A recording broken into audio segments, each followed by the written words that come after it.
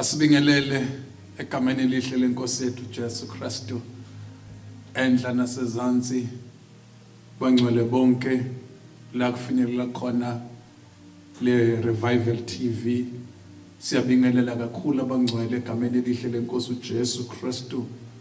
We thank God for this wonderful opportunity ukuba sibela live sedlulise umlayezo wezwi likaNkulunkulu noma sidlulise lokho uNkulunkulu akubekile okuyinhliziyo yakhe la khona sisesikhathini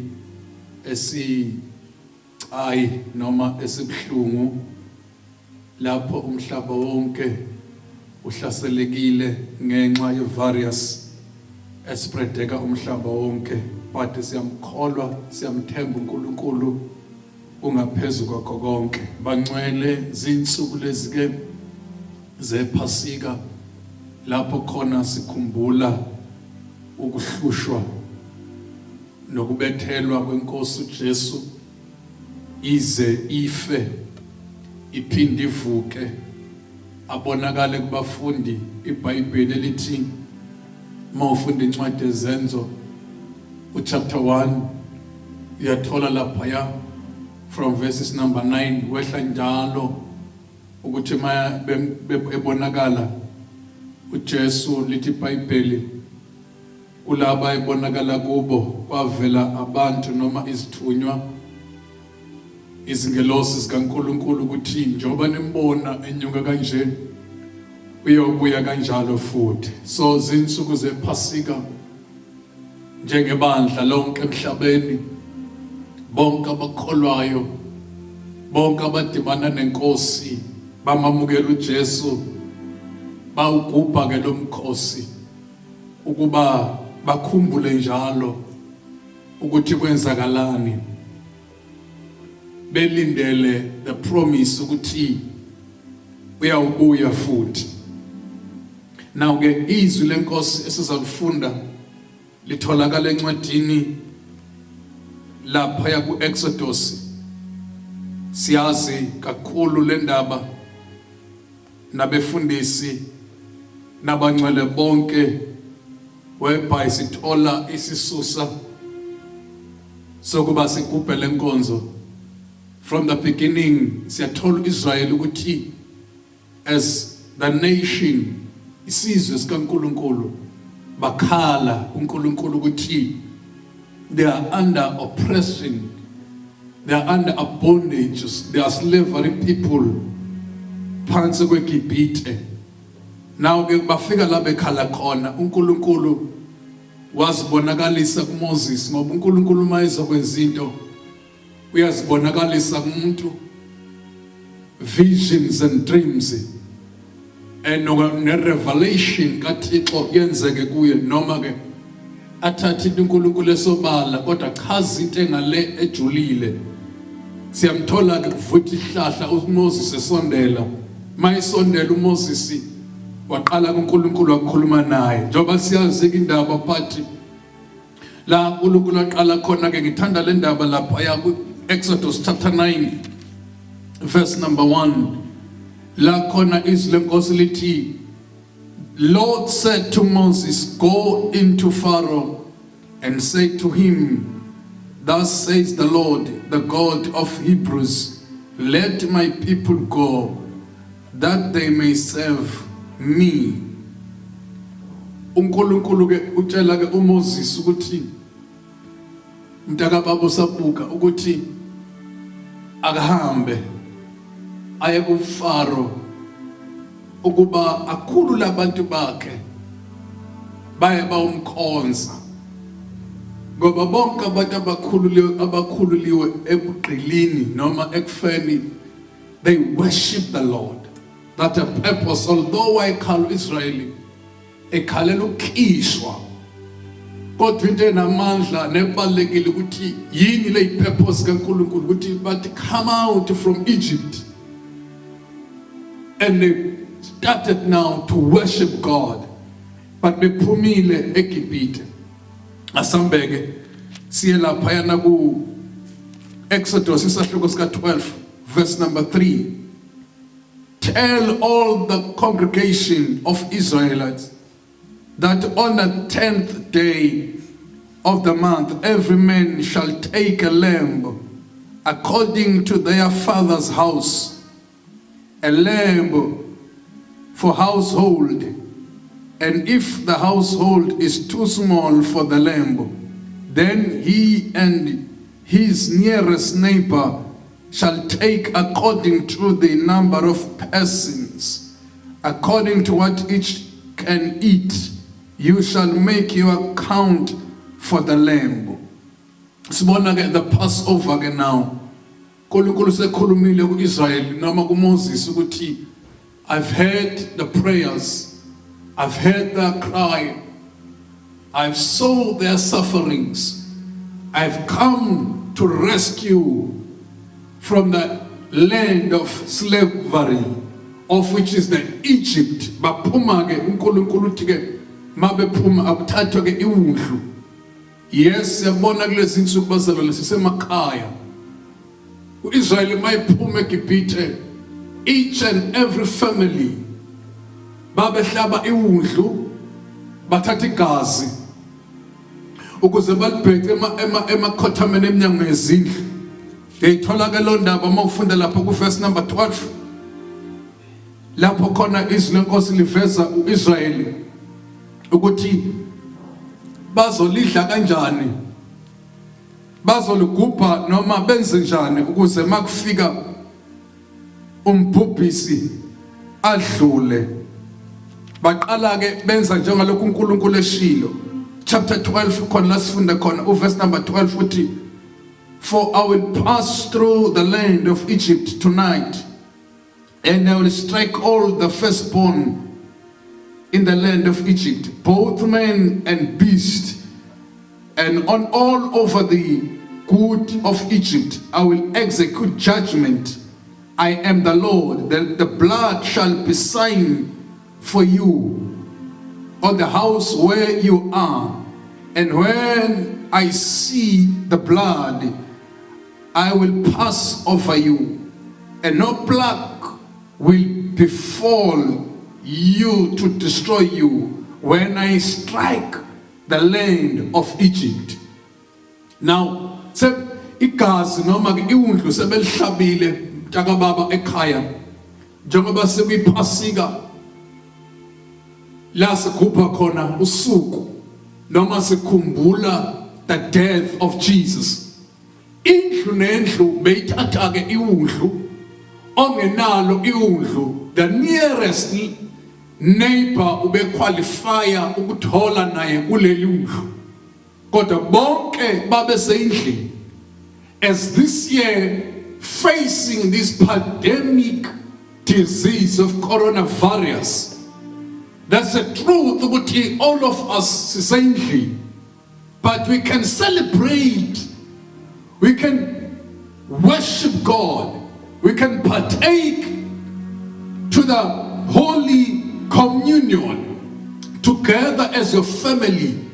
Kwindlu nendlu, lokho ukuthi asikho enkonzweni akukuvali ukuthi ungakwazi ukukhumbula ukuthi what has happened. Now lithi silenkosi balihle ngoba uNkulunkulu uIsrael umfuna phumile ayomkhonza ayomdumisa, kodwa bephumile eGibhithe. Abamtholanga abalidlanga iwundlu sebengaphandle kweGibhithe, kodwa balidla iwundlu bephakathi eGibhithe. Bathola amandla endlela, bahlanzwa, bakhishwa with the power kaNkulunkulu esizokhuluma ngayo egcineni la sesivala indaba yethu on a Sunday. But today the theme or the topic for this Passover saying divine deliverance from slavery of Egypt. There's a divine deliverance. But with the supernatural power, uNkulunkulu ehla ngamandla engabuza emntwini, because mayeseqeda eqonda ukwenza into uNkulunkulu akayenzi because of umuntu othile, but this is a divine protection, divine deliverance. And ayenzakala phezu ka-Israyeli. Uqala ku-Israyeli wahlaba iwundlu balidla.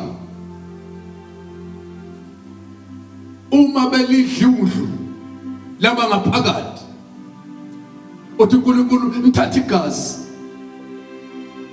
It will be the sign ezindlini zenu.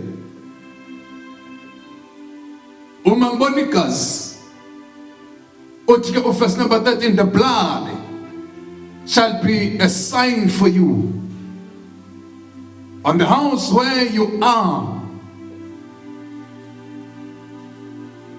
The house where you are, the blood will be the sign. The blood, the sign, because there is power in the blood of Jesus. When I saw the blood, I will pass over you. No plague will befall you to destroy you. Asike isifo esiyofika phezu kwenu sokunibhubhisa lapho ngibulala izwe laseGibhithe. Nothing eyowela phezu kwenu. I am the Lord who protects. I am the Lord who delivers. I know you. No disease eyowela phezu kwenu. That this is an assurance for abantwana bakaNkulunkulu. Engathi ngasho kuwe namhlanje ngithi asikho isifo esingathi masigijima umhlaba wonke sibe namandla phezu kwakho. You are the child of God. You are born again. uNkulunkulu wenza deliverance. Abenhliziyo kaNkulunkulu bazokhululwa. Abenhliziyo kaNkulunkulu abahambi nokufa. But ukufa kuza ngaphansi. Lithi ke izwi lenkosi ngelunye usuku uNkulunkulu usindisa uRahabi. uRahabi siyayazi indaba yakhe sonke ukuthi kwangowesifazane wayengayiphethe kahle.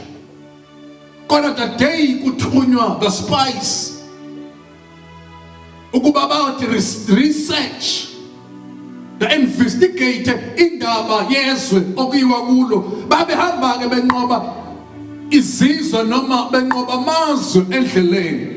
Lo wesifazane wathukusa incebo zikaNkulunkulu, wayifihla phezulu.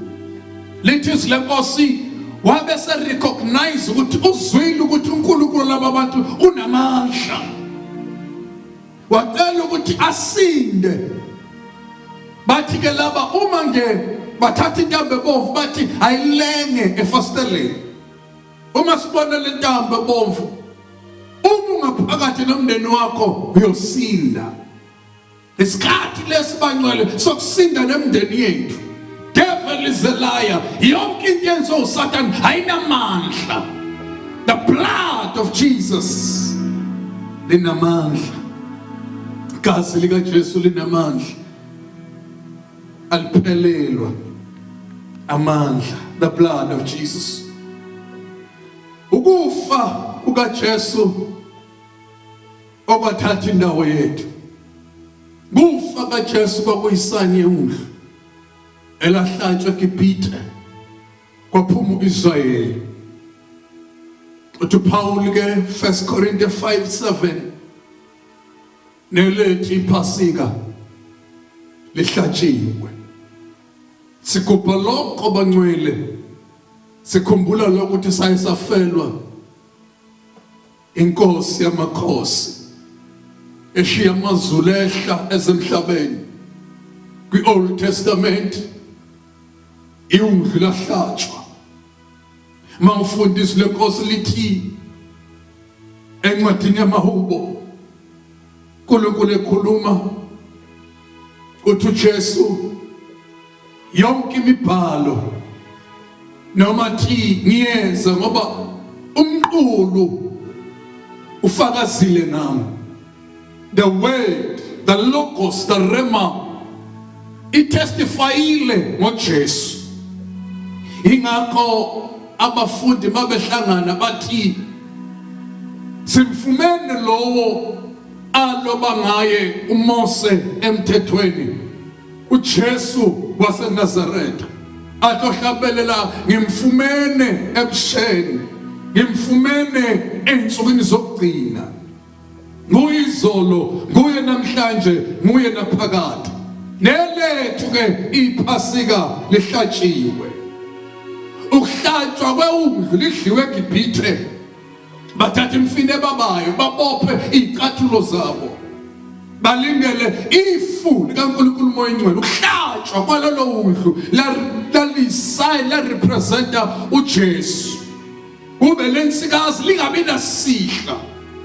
Jesu njalo inkosi yamakhosi, the King of Kings, the Prince of Peace. Ulizwi waphakade wathi mayehle shiya amazulu. Kwafunakala ukuthi ikuphi lapha ngehla azalwe abonakale khona. iBhayibheli liyasivezela ukuthi kwakukhona isiqomqomo nje sentombi uMaria eyayizigcinile. Ngayazi indoda amazulu afuna ukuthi singehlala kuphi. Kwatholakala isibeletho sentombi. Ehla amazulu yavakashelwa amazulu ehlela phezu kwayo. Lithi iBhayibheli yathuka naye ukuthi kwenzeka kanjani. Mayifika ingelosi ithi Maria, you are highly favored, you are highly blessed. Engathi nawe you are highly blessed. Ufike isikhathi sokugubha iPhasika, sokukhumbula inkosi uJesu, sokukhumbula ukuthi izono zakho zaxolelwa. Mayixolela izono eyithatha ayifake elwandle lokukhohlwa. He's not a man that he should lie. Akushilo uyakwenza. Glory to Jesus. Yena yedwa elithi iBhayibheli mawufunda kuHebrews chapter 7. Hebrews chapter 10, I'm sorry, verse number 7. Uya ku verse number 19. Thola indaba lapho izwi lenkosi liveza uJesu eqinisekisa ngalokho akuzele emhlabeni. Egwalisa emisa yonke into eyayikhona abantu abakwakuyimizamo yabo ukuba basondele kuNkulunkulu. Kodwa konke lokho akuzange kwamthokozisa uNkulunkulu. Uthi ke uverse number 7, ngase ngithi bheka ngiyeza emqulwini wencwadi kulotshiwe ngami ukuba ngiyenze uNkulunkulu intando yakho. Sengivala uthi uJesu uNkulunkulu kulotshiwe emqulwini mayethandaza. The Bible says wathandaza emthandazweni wakho wayethi baba angenzeki ngoba kuthanda mina but intando yakho ayenziwe. Noma batshela babe ngayiqondi abanye lento etshela abafundi bakhe uthi ibani nami isikhathi sesifikile indodana yomuntu to be betrayed, to be crucified, ithwala izono zehlabathi.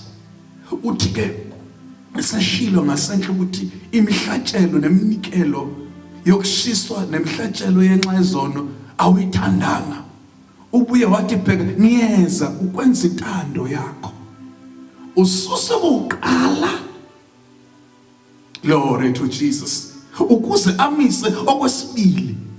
Ngaleyo ntando singcwelisiwe ngokunikelwa komzimba kaJesu Kristu kanye kuphela. Singcwelisiwe ngaleyo ntando.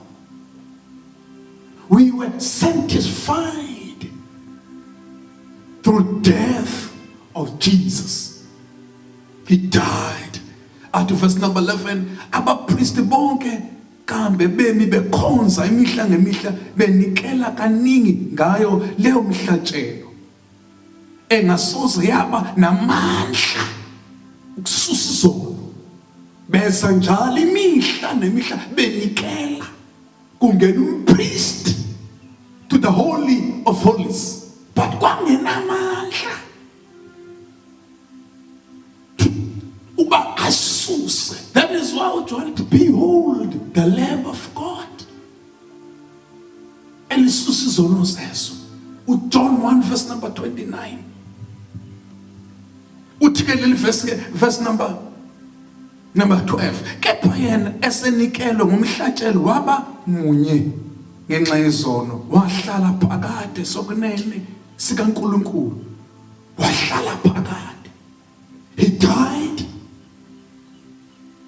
died, wahlala phakade. The death of Jesus, the burial of Jesus, the resurrection of Jesus, enikelwe once and for all. The Bible munye wabafela bonke. Sikhumbula lokho nezakho zingahlanzwa once and for all. That's the divine salvation, divine deliverance from slavery of Egypt. I will pray for you today. Ungasomnene somnini mandla onke umile inguna phakade. Uthi verse number 13, usalindele izitha zakhe zize zenziwe isabelo sezinyawo zakhe, ngokuba ngomnikelo omunye uphelelise njalo labo abangcwelisileyo. Kepha umoya ongcwele uyafakaza kithina ngokuba emva kokusho kwakhe, the Holy Spirit, uyafakaza. He died for you. He died for me. Isaiah, he was wounded for our transgressions. Uthwala izono zethu wazaba sekufeni. Sathane wayethi uqedile ngaye, ehlushwa, behla bemenyusa, bemkhafulela, bethi prophet ukuthi ushawubani, kwenzakaleni. Kodwa ithizwi lenkosi yabunganyelwa. Uthi kwenye indawo, izinja zingibunganyele. Abantu ekade hamba nabo bamdayisa. Uzuyasho ukuthi omunye ngizomculisela ucezu lesikwa kuyena ozongiqaphela. Athi uyayiqaphela indodana yomuntu ngokuyanga na. He died for you. He died on Calvary. Wabekezela kwaze kwaba sekufeni. Ngokufa kwesiphambano. Nangu uJesu, nanti udlu. Nawe mntaka baba ungavuma uthi Jesu, ngiyabonga wafa endaweni yami, ngiyazinikela kuwe. Namhlanje ke ngithandaze nawe ubukele kule TV. Ngasho ngolisa ukuthi ngamthola uJesu ku Revival TV, Apostle Mthembu, sharing the word of God. uNkulunkulu uyakuthanda. Israel wathandwa esesonweni, nawe uyathandwa. Wafela bonke kuze ukuthi abaphilayo bangaziphileli bona, kodwa baphilele yena owabafela wabuye wavuka. Asithandaze nawe. Ngameni likaJesu linamandla, I prayed for you. Sekhaya lapho ubukele, I pray for you. Kufa ukubambeleyo kunamandla. Sono esihlasela impilo yakho asinamandla. Thatha igazi likaJesu apply empilweni yakho. Jesu, hlanza izono zami. Philise, xolele, ziyaxolelwa. Unamandla to forgive. ingakathi uJesu oza kimi angimlahleli ngaphandle. Sikhumbula lokho. I prayed for you. uNkulunkulu uyakuthanda amazulu akuhambele ngegama likaJesu.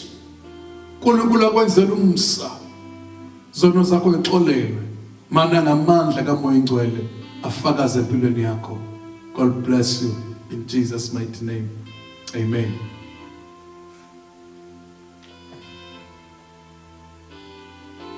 Hallelujah.